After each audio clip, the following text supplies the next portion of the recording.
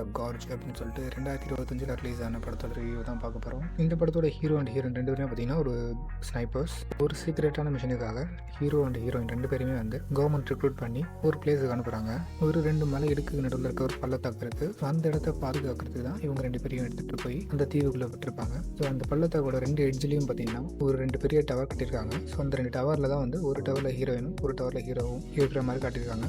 So ஒரு ஸ்டேஜில் 2 பேர் ரொம்ப க்ளோஸாக ஃப்ரெண்டான பிறகு நம்ம ஹீரோ வந்து ஒரு பிளான் பண்ணுறாரு. ஸோ 2 டவருக்கு நடுவில் ஒரு ரோப்பை கட்டி விட்டு அதில் ட்ராவல் பண்ணி போய் ஹீரோயினை மீட் பண்ணலாம் அப்படின்னு சொல்லிட்டு போகிறாரு. ஸோ அப்படி ஹீரோயின் போய் பார்க்க போகிறாரு. போயிட்டு திரும்பி வரப்போ அந்த கயிறு இருந்து கீழே வந்துடுறாரு.